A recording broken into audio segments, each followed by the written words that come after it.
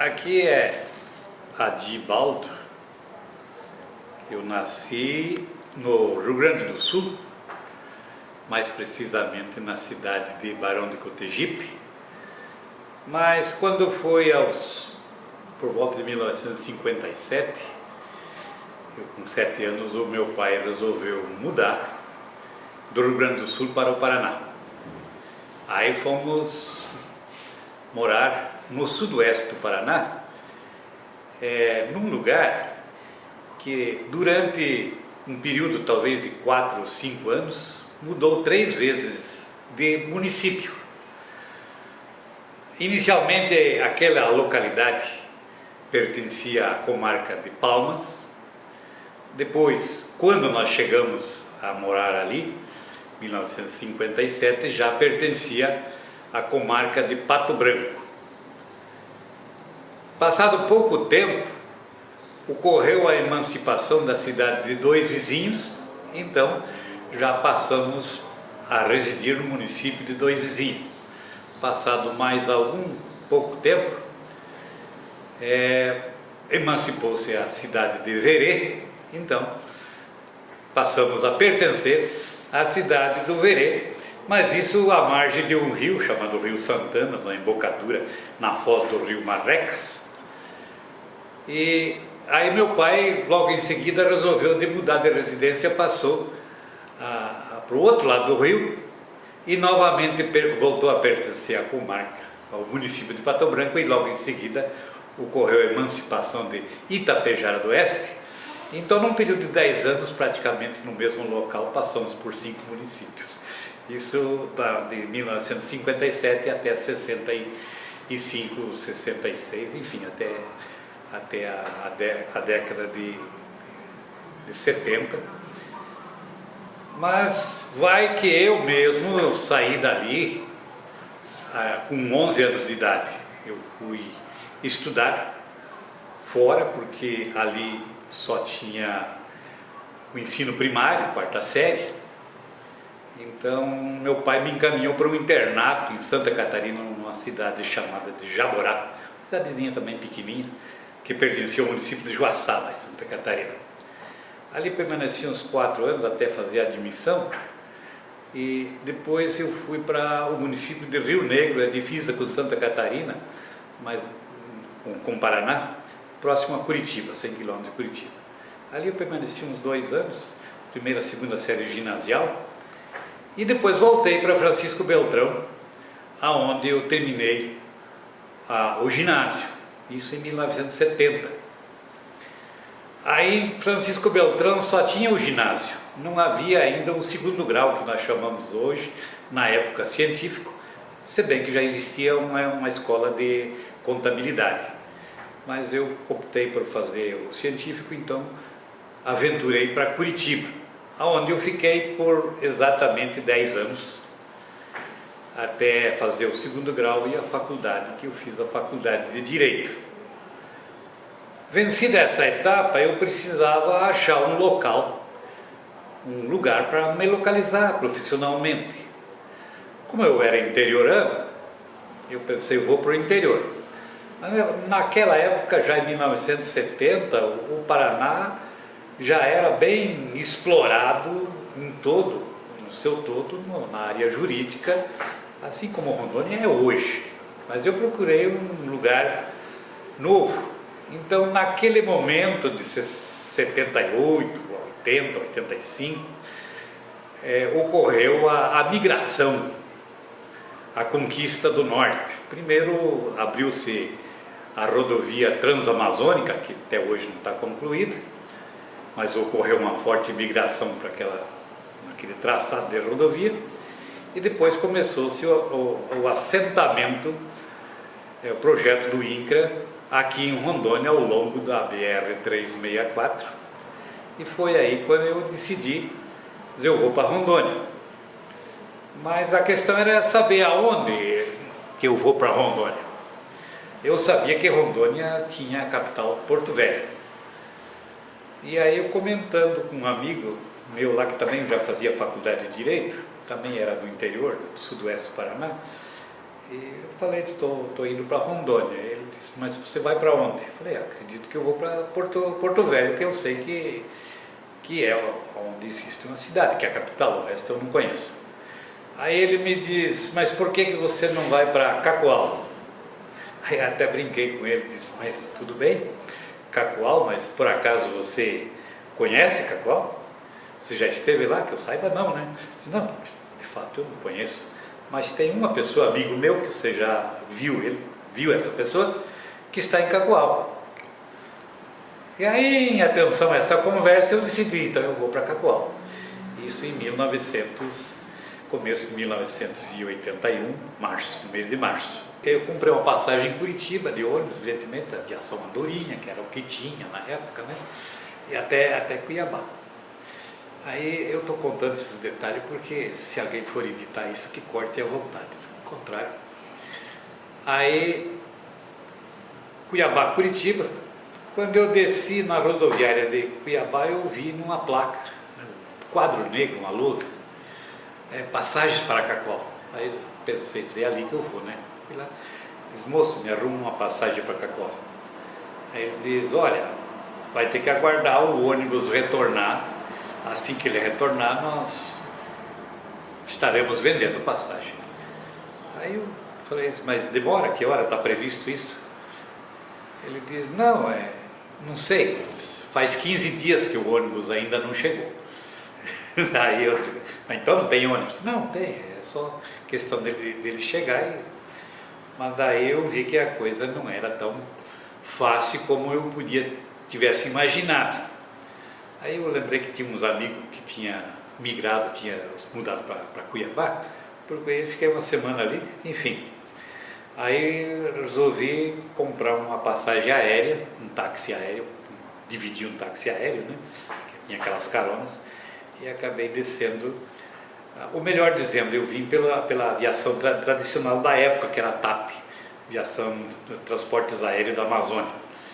E aí descemos em Pimenta Bueno. Isso por volta das 5 horas da tarde, mas já no avião alguém teria me perguntado se alguém ia para Cacoal. Isso lembrando que era o tempo da chuva, né? Coisa que eu não sabia como é que funcionava. Eu disse, eu vou.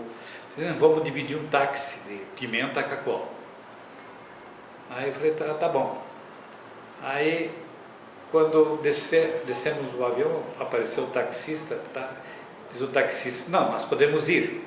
Acontece que justamente no riozinho, eu sabia lá onde era o tal do riozinho, diz ali tem um atoleiro, e daí nós vamos ter que passar por dentro da reserva indígena, na área indígena, da aldeia. Se o cacique deixar passar, a gente passa, senão vamos ter que retornar. Pois então vamos. Aí quando chega ali, o cacique, que ele foi lá, falou, cacique, tudo bem, era só uma praxe. Mas na hora eu me perguntei, em que terra eu estou indo, que tem que pedir licença para cacique, né? Mas enfim, chegamos em Cacoal no dia 22 de março de 1981.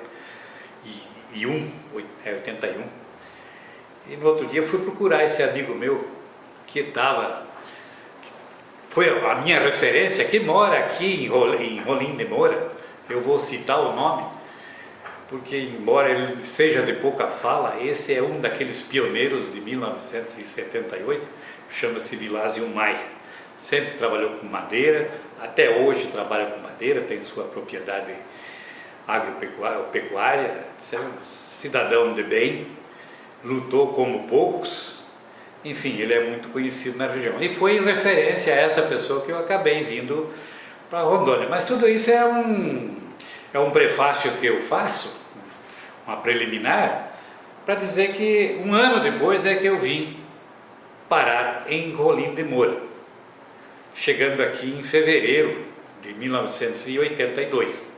Aqui é que começa a minha história em Rolim de Moura, se bem que no ano anterior eu teria passado por aqui umas 2, 3 vezes. Feito essa mudança, eu instalei meu escritório aqui, mas lembrar que isso sim era uma aventura, talvez não maior que a dos outros, que cada um tem sua história, mas aqui somente havia uma delegacia de polícia Naqueles dias tinha sido nomeado, designado, melhor dizendo, um delegado,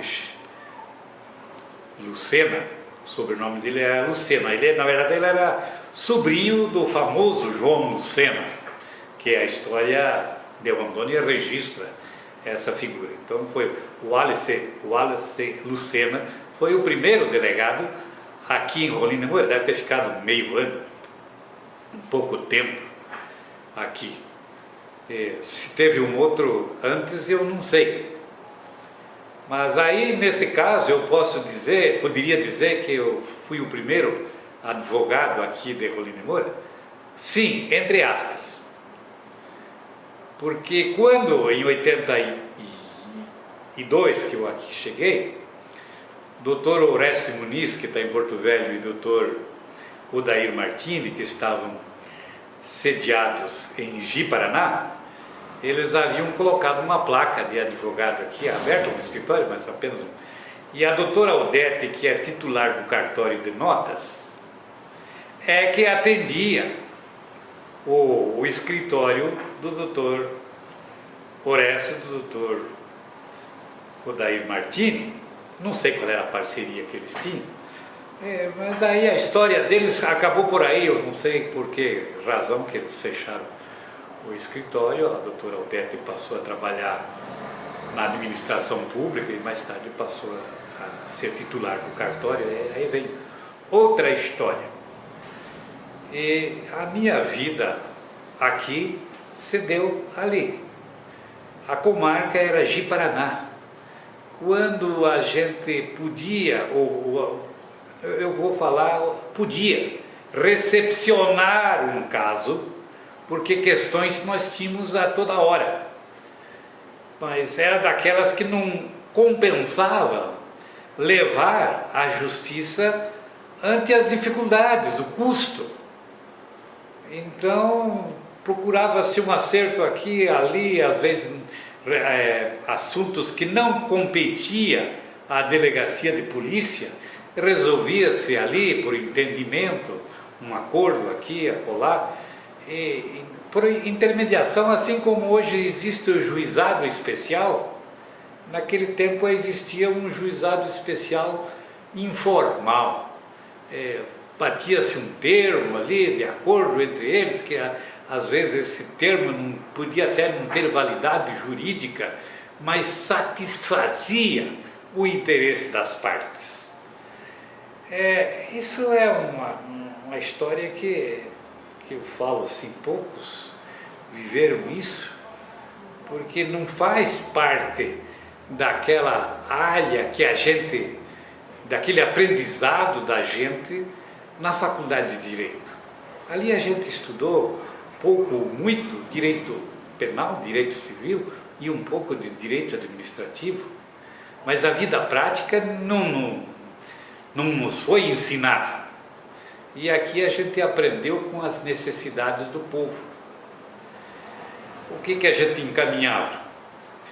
Algum divórcio, separação, que na época depois do divórcio, alguma execução judicial um pouco maior, porque as pequenas não compensavam, e logicamente alguns casos criminais que iniciavam um inquérito aqui, depois ele era concluído em Cacoal, depois ia para a comarca de Paraná, e a gente acabava recepcionando alguma defesa das pessoas daqui. Então foi uma vida muito difícil. A coisa começou a tomar rumo somente em 1983, quando se instalou a comarca de Cacoal. Então, Rolim de Moura, que ainda não era distrito de Cacoal, mas aí passou a pertencer à comarca de Cacoal. Então aí também passamos a ter uma atividade jurídica mais formal, porque antes era tudo bastante improvisado, atendendo aquelas necessidades.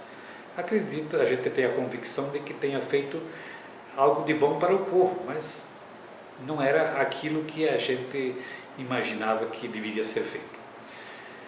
Bom, aí vem outra fase do município. Acredito que foi no final de 83, que foi designado. Que em 82 teve as eleições gerais, exceto para governador, que ainda era nomeado, né, ou então governador do território, era o coronel Jorge Teixeira. Muitas vezes ele esteve aqui na localidade, atendendo aquelas situações de emergência, porque o Teixeirão mesmo ele dizia: eu não sou um governador, eu estou aqui no desempenho de uma missão militar, faço às vezes de governador do território. E era assim que ele administrava. Evidentemente que nós depois acabamos ficando no partido, politicamente no partido do PMDB, em contraposição ao partido de então, que era PSDB, depois Arena, por uma questão de opção. Mas a gente tem que fazer justiça também ao coronel Jorge Teixeira, que era o presidente do partido, naquela época do regime militar. Mas eu acho que temos que tirar o chapéu para esse grande brasileiro que por aqui passou e estruturou o estado dele, preparou o território de Rondônia para ser o estado de Rondônia. E aí ele entregou o governo em março de 85, se não me engano, e assumiu interinamente o deputado estadual eleito em 82, Ângelo Angelim. Não me perguntem por que caiu esse encargo para o Ângelo Angelim, porque somente quem está nos bastidores da política do estado de Rondônia, da época, é que pode contar esse capítulo. Porque só para dar uma opinião leiga, me parece que ninguém naquele momento queria assumir esse encargo temporário, interino, de governador de estado, e por alguma razão coube ao Ângelo Angelim, que ele ficou um tempo até ser eleito o primeiro governador, que foi então, já em 86, o Jerônimo Santana. Aí que o estado passou a ter uma vida constitucionalmente regular. Já existia Assembleia Legislativa, tudo bem, mas o governador era nomeado, coisa e tal. Então, os primeiros 4 anos, aquela gestão do Jerônimo Santana não foi de organização do Estado. Há quem diga que o Jerônimo Santana foi um péssimo governo, etc. Tá? Temos que tirar também o chapéu e fazer uma homenagem justa para esse homem, que teve uma participação muito importante dentro do estado de Rondônia. Não podemos ser injustos. E aí depois vem a história mais recente do estado de Rondônia, que todos conhecem. Ao menos a história já registra em cadernos com linhas mais retas. Mas até o final do governo, ou até o início do governo de Jerônimo Santana, a história é contada por quem viu, por quem disse que foi e quem disse que não foi. Talvez eu mesmo esteja aqui contando alguma coisa que aos olhos de alguns são invencionices, mas devem aparecer os historiadores legítimos para fundamentar essas histórias, com um apanhado de um e de outro, e aí talvez traçar a verdadeira história de Rondônia e também particularmente a história de Rolim de Moura, que ela se inicia como município em 1º de janeiro de 1985, quando assumiu a prefeitura o primeiro prefeito eleito, o atual senador Valdir Raupp de Matos. Esse também é outro que está sendo injustiçado pela história presente, porque ocupou o cargo de prefeito, também secretário de Estado, que foi, e senador, governador, etc. E é senadora hoje. A política tem esse lado de obscurecer, de repente, a vida de por uma passagem qualquer. E essa passagem, sendo ruim, acaba jogando no ostracismo ou na vala, figuras importantes. O Waldir Raupp é um desses. Não estou aqui para defendê-lo hoje, mas naquele momento ele foi um prefeito brilhante. É necessário que se saiba a situação de Rolim de Moura em 1985 e como ficou durante aquela gestão de 4 anos. Rolim de Moura não tinha uma rua aberta, tinha ruas traçadas, cheia de entulhos, inclusive a 25. A principal avenida nossa era cheia de entulhos, de amontoados feitos por tratores, etc. e tal, mas ruas abertas não tinha. Foi nesses 4 anos que Waldir Raupp abriu essas ruas. Foi nesses 4 anos que centenas de quilômetros de linhas vicinais foram abertas. Foi na gestão de Waldir Raupp que ocorreu a implantação de mais de 1.000 postes, acredito que 2.000 postes de alvenaria para fazer a nossa primeira rede. Não era nem a primeira, já a segunda etapa de iluminação pública, que a primeira mesmo foi feita com postes de madeira por o então governador Jorge Teixeira em 82. Então, de repente, hoje fala-se mal desse ou daquele político. Então eu vou só selecionar 3 pessoas aqui dos políticos antigos, quer seja Jorge Teixeira, quer seja Jerônimo Santana, quer seja Waldir Raupp. Todos eles têm uma participação importante na construção do município de Rolim de Moura e no estado de Rondônia. Quanto a nós que por aqui passamos, nós somos figurantes.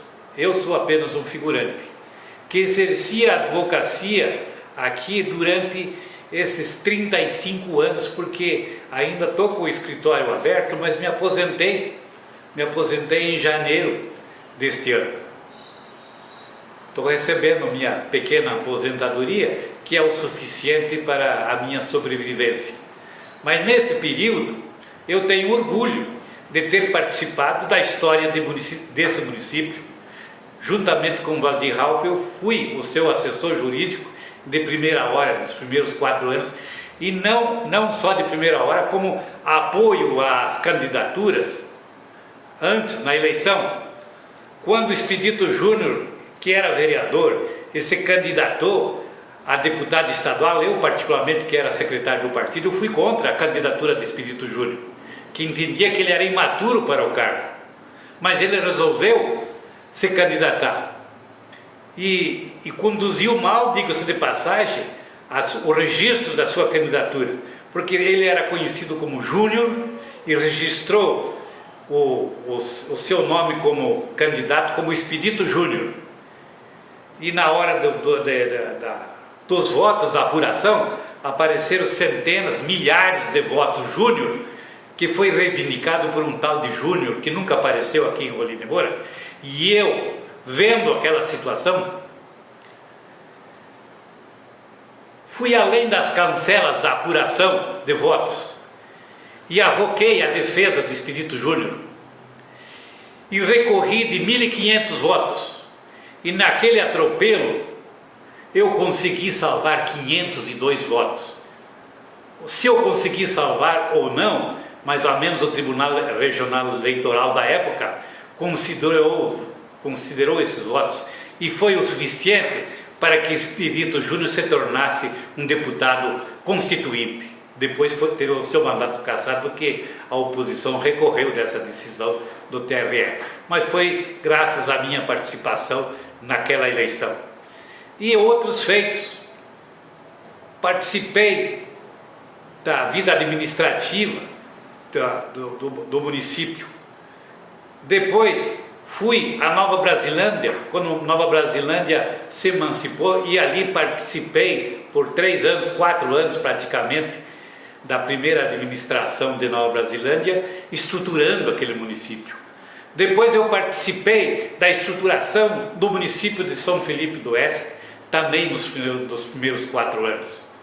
Então a minha vida aqui como advogado foi nesse campo. Atuei na área criminal até o momento que eu achei que era importante. Realizei o primeiro júri da cidade, mais uma porção de outros, mas depois diz que há um ditado que diz que o crime não compensa nem mesmo para o advogado. Então eu abandonei essa área do direito criminal, mas fiquei por esse tempo todo atuando, ora na advocacia privada, ora na advocacia pública, dando assessoria para essas prefeituras. A minha vida aqui conta-se, como advogado, pode ser contada numa página, mas talvez um volume fosse pouco para ficarmos detalhando minúcias, o que não é importante. Eu acho que é importante o serviço que se pode prestar a uma comunidade, e foi aquilo que eu tentei fazer. E não foi só eu que tentou fazer isso. Eu gostaria de registrar aqui a importância de algumas pessoas nesse município. Aqui está o Dr. Volmir, que parece que já deu entrevista para este evento, que por todo esse tempo, já desde 1981, acredito que o Hospital de Bom Jesus tenha seu início em 1981, e desde então ele atua como médico nesse município.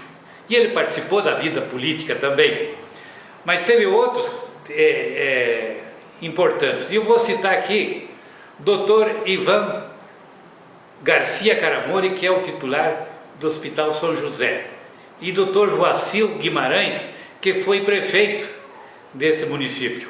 Não vou destacar a atuação do Dr. Joacil como prefeito, mas quero destacar a atividade do Dr. Joacil e do Dr. Ivan nesse município quanto médicos, porque eles atendiam no hospital público, que era o chamado hospital de governo, e só pessoas da época que podem dizer como é que era a situação daquele hospital.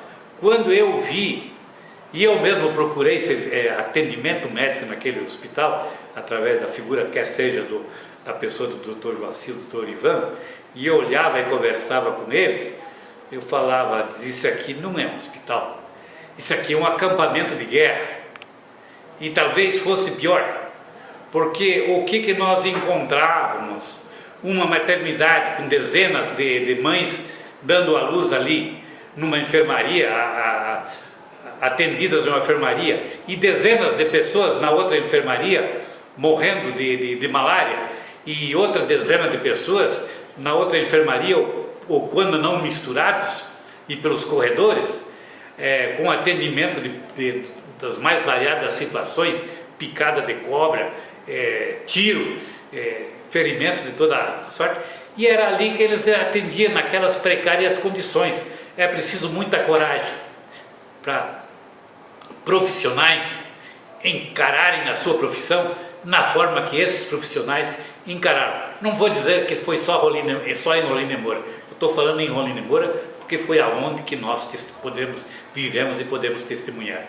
Então, essas histórias devem ficar gravadas sim na história de Rondônia, sem querer menosprezar ou fazer pouco, porque eu acho que é muito importante esses livros de histórias, esses manuais de história que se registra, aparece já nas livrarias sobre Rondônia, mas nenhum deles busca ou tem a oportunidade, esses historiadores, de buscar essas minúcias, que essa é a verdadeira história.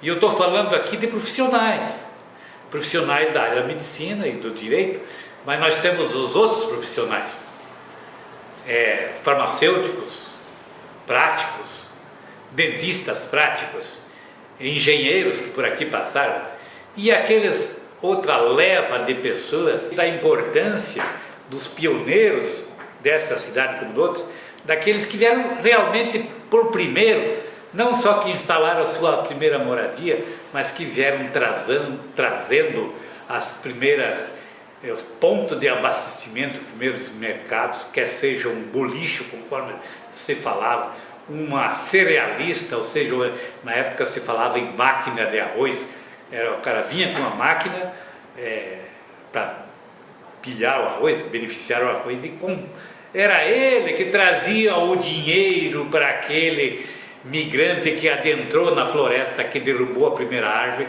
e que fez a primeira plantação, e a primeira plantação normalmente era uma rocinha de arroz, depois uma rocinha de milho e de mandioca, etc., que era a sua sobrevivência.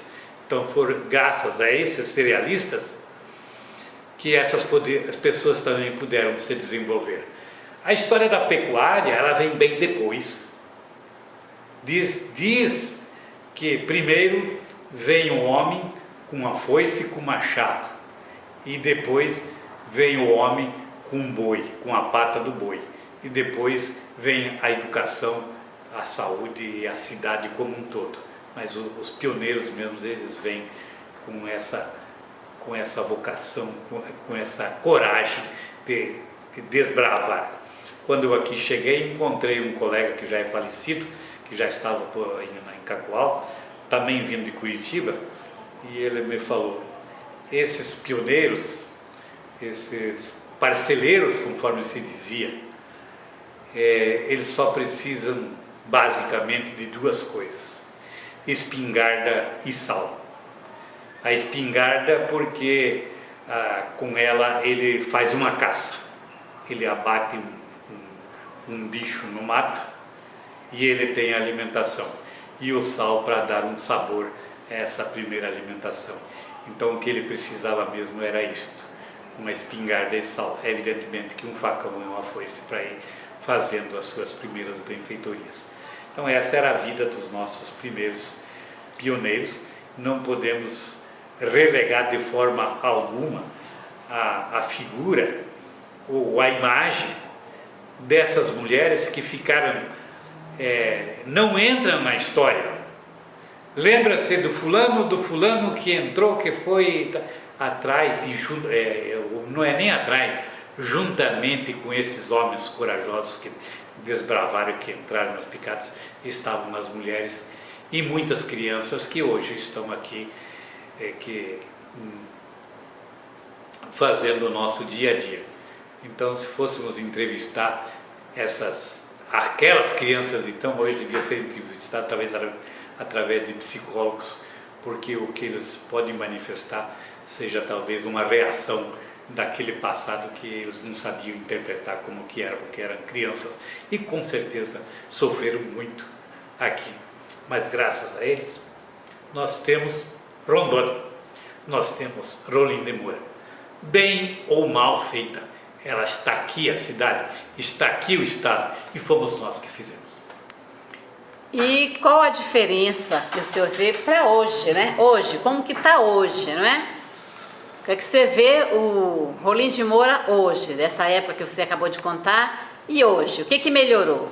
Pois é, eu vou aproveitar aqui para fazer um comercial. Eu tenho uma filha que fez faculdade de cinema e ela está em Curitiba. Evidentemente que ela não atua nessa área de cinema, porque também ela querer muito nessa área tão difícil, mas ela fez essa faculdade e ela tem um canal no YouTube que chama-se Eu Sou de Rondônia. Nesse canal eu dei uma entrevista para ela, parecida com essa, de cerca de 20 minutos, e a pergunta que ela me fez foi o seguinte, e foi nessa abordagem que eu dei a entrevista: por que vir para Rondônia? Evidentemente que eu primeiro fiz uma abordagem por que vir para Rondônia naquela época, né? Mas hoje, por que vir para Rondônia ou por que estar em Rondônia? Porque Rondônia hoje é um dos estados mais promissores do país. Basta olhar as pesquisas econômicas aí, que enquanto o Brasil gatinha em 0%, nós temos aí um crescimento muito superior a isso. Eu não vou me aventurar a índice econômico para não falar uma bobagem, mas os nossos índices de crescimento são muito superiores ao que está no Brasil. Por quê? Nós temos uma estabilidade. Nós temos uma estabilidade através da pecuária, que com 12 milhões de cabeças, uma população de 2 milhões de pessoas, então per capita nós temos muitos bois por cabeça. E isso nos dá uma sustentação muito grande. Mas nós temos não mais aquela agricultura do arroz e da mandioca e do feijão, conforme diziam os nossos primeiros manuais da nossa sobrevivência, mas nós temos uma agricultura mecanizada aflorando muito rápido. E em breve nós vamos ser um grande estado produtor de grãos, quer seja soja, milho e outros. E já está chegando, é hora de avançar um pouco mais a cultura de aves, de avicultura, que também é muito importante para a pequena agricultura, para a agricultura familiar.